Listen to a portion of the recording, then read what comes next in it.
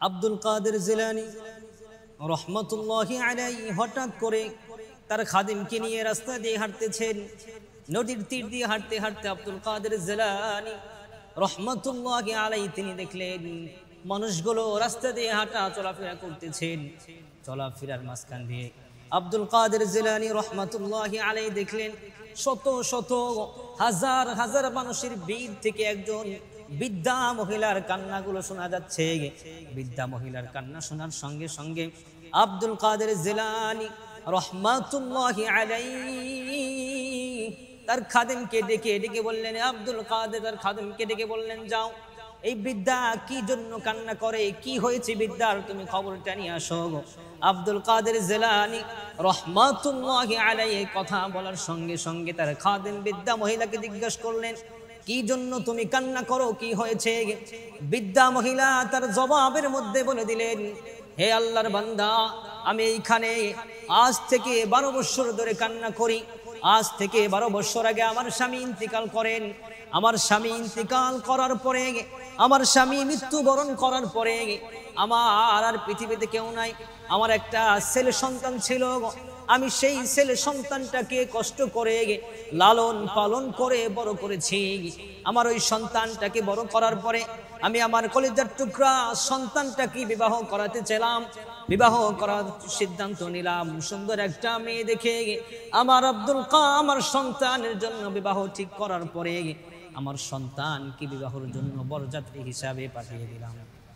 প্রিয় ভাইরা আমার, আব্দুল কাদের জিলানী রহমাতুল্লাহি আলাইহি যখন তার খাদেমকে পাঠিয়ে দিলেন তখন এই কথাগুলো জিজ্ঞেস করলেন আর বললেন, আমার ছেলে বিবাহ শেষ করার পরে বধূকে নিয়ে বরযাত্রী সহ যখন এই নদী পার হওয়ার জন্য যখন শুরু করলেন, হঠাৎ করে নদীর মধ্যে ঢেউ চলে আসলেন, ঝড় তুফান শুরু হয়ে গেল। ঝড় তুফান শুরু হয়ে যাওয়ার পরে বরযাত্রী সহ নৌকা ডুবে 12 বছর আগে এইখানে আমার সন্তানের বধূগুলো মৃত্যুবরণ করে নাই। সুবহানাল্লাহ। প্রিয় ভাইরা আমার, আব্দুল কাদের জিলানী রহমাতুল্লাহি আলাইহি কথাগুলো শোনার সঙ্গে সঙ্গে দুঃখ পেলেন, কষ্ট পেলেন। কষ্ট পাওয়ার সঙ্গে সঙ্গে আব্দুল কাদের জিলানী রহমাতুল্লাহি আলাইহি বললেন, তোমার কথায় আমি বড় কষ্ট পেয়েছি। আসলেই তো মুমিনরা অন্যের দুঃখে দুঃখী হয়, অন্যের কষ্টে কষ্ট পায়। সুবহানাল্লাহ।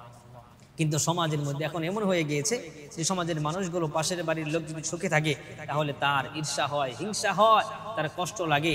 খিজির অথবা খাজির নামে কিতাবের মধ্যে পাওয়া যায় একজন ব্যক্তি, আল্লাহ পাক রব্বুল আলামিন লিখেছেন, সেই ব্যক্তির কাছে একজন ব্যক্তিকে বলে, হুজুর আমার জন্য দোয়া করেন, আমার পাশের বাড়ির লোকের যদি একটা বাড়ি হয় আমার জন্য 2টা বাড়ি হয়। এইভাবে তার যদি একটা হয় আমার জন্য 2টা হয়। এভাবে তার একটা হয় আর তার 2টা হয়। দোয়া কবুল হয়ে গিয়েছে।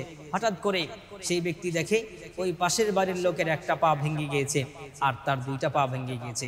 এবার যেভাবে হোক না কেন হুজুরের কাছে চলে গেলেন। হুজুরের কাছে যাওয়ার পরে বলে, হুজুর আমি কি আপনাকে এই দোয়া করতে বলেছি যে তার পা ভেঙে গিয়ে একটা পা ভেঙে দেন আর আমার 2টা পা ভেঙে যাক? বলে, না, তুমি যেইটা দোয়া করেছো তোমার দোয়াই তো কবুল হয়ে গিয়েছে। এরপরে সেই ব্যক্তির একটা চক্ষু অন্ধ হয়ে গেলেন আর এই ব্যক্তির 2টা চক্ষু অন্ধ হয়ে গেলেন।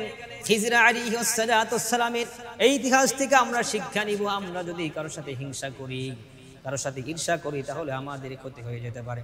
তো ভাইরা আমার, আব্দুল কাদের জিলানী রহমাতুল্লাহি আলাইহির খাদেম আব্দুল কাদেরকে যখন এই কথা বললেন, বলার সঙ্গে সঙ্গে আব্দুল কাদের জিলানী একাকিত্ব জায়গার মধ্যে চলে গেলেন। একাকিত্ব জায়গার মধ্যে চলে যাওয়ার পরে আব্দুল কাদের রব্বে কারিমকে ডেকে ডেকে বলেন, আল্লাহ তুমি তো কিয়ামতের ময়দানে হাজার হাজার বছর পরে মৃত ব্যক্তিদেরকে জিন্দা করে কিয়ামতের ময়দান চালু করবা।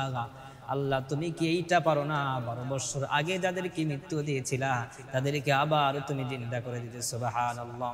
আব্দুল কাদের জিলানী রহমাতুল্লাহি আলাইহি এই দোয়া করতে দেরি হয়েছে। নদীর তলদেশ থেকে বরযাত্রী সহ নৌকা সমস্ত ব্যক্তি সহ নৌকার মানুষগুলো জিন্দা হয়ে উঠতে দেরি হয় নাই। সুবহানাল্লাহ। কেন বললাম প্রিয় ভাইরা আমার?